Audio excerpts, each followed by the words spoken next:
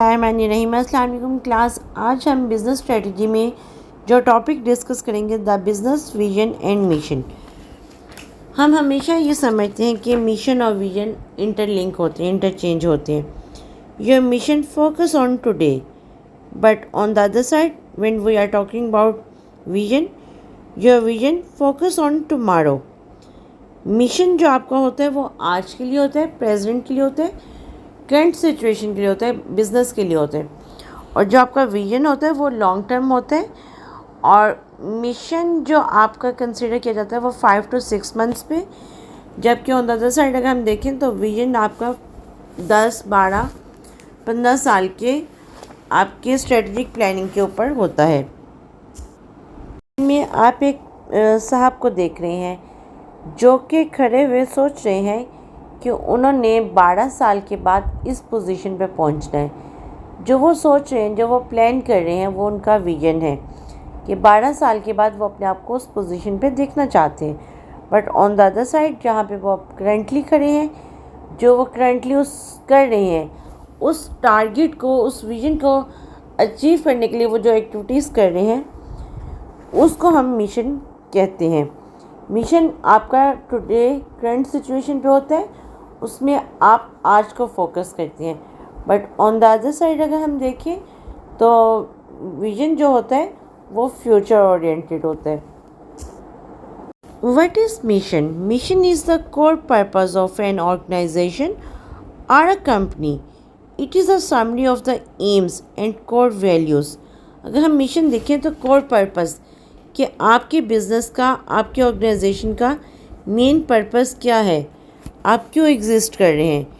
It is a summary of the AIIMS, आपकी life का, आपके ऑर्गेनाइजेशन का, आपके बिज़नेस का पर्पस क्या है, उसका कोर वैल्यूज़ क्या है। दूसरा एक और बहुत इम्पॉर्टेंट फैक्टर है, mission clearly tells what you as an organisation does for customer, कि आप अपने कस्टमर्स के लिए क्या कर रहे हैं, उनको क्या आप क्वालिटी प्रोवाइड कर रहे हैं, क्या सेटिस्फेक्शन प्रोवाइड कर रहे हैं, क्या यूनिक सेलिंग पॉइंट प्रोवाइड कर रहे हैं। Mission is comprehensive but also very specific. Comprehensive होता है बट बहुत स्पेसिफिक होता है। To set you apart from other organisation, जो आपको डिफ्रेंशिएट करता है अदर ऑर्गेनाइजेशन से। A mission can be seen as a great tool to develop business goals and objective. Without mission आप अपने गोल्स और अपने बिजनेस ऑब्जेक्टिव को सेट कर ही नहीं सकते हैं। A mission should fit your identity. If it doesn't, it is very hard to execute your mission.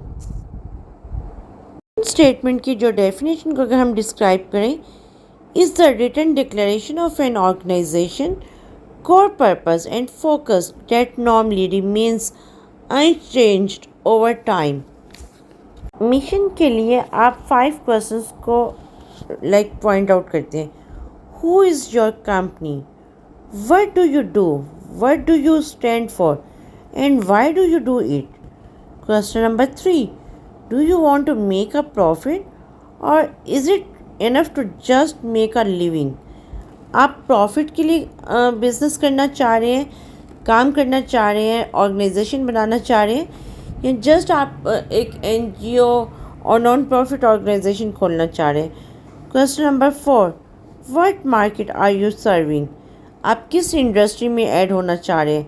आप सर्विस इंडस्ट्री में जाना चाह रहे हैं, आप फार्मास्यूटिकल में जाना चाह रहे हैं, आप टेलीकॉम में जाना चाह रहे हैं, आप IT में जाना चाह रहे हैं। And what your benefits do you offer them, और आप क्या बेनिफिट ऑफ़र करेंगे जो बाकी इंडस्ट्री या बाकी आपके कंपेटिटर ऑफ़र नहीं कर रहे। Do you solve a problem of your customer. It's very very important question. अगर आप अपने कस्टमर का प्रॉब्लम को समझ जाएंगे, उसका सलूशन लेके आएंगे, तो डेफिनेटली आपको हर कोई वेलकम करेगा। What kind of internal work environment do you want to for your employees. आप अपने इंटरनल जो आपके कस्टमर्स हैं, आप उनके लिए क्या ला रहे हैं। How to write a mission statement. Here are 5 steps to help you write your own mission statement. आप अपनी लाइफ की मिशन स्टेटमेंट लिख सकते हैं, आप अपने बिजनेस की लिख सकते हैं। Step number 1, explore or define your identity as organization or company. Step number 2, write a story about how you see and define your market. Step number 3, define why and how your client or customers benefit directly and indirectly from your company. आप service industry बनाना चाह रहे हैं, आप product introduce करवाना चाह रहे हैं, आपका क्लाइंट आपसे कैसे बेनिफिट उठाएगा. Define why and how your employee and suppliers benefit directly and indirectly from your company existence. पहले हमने क्लाइंट्स की बात की, कस्टमर्स की बात की.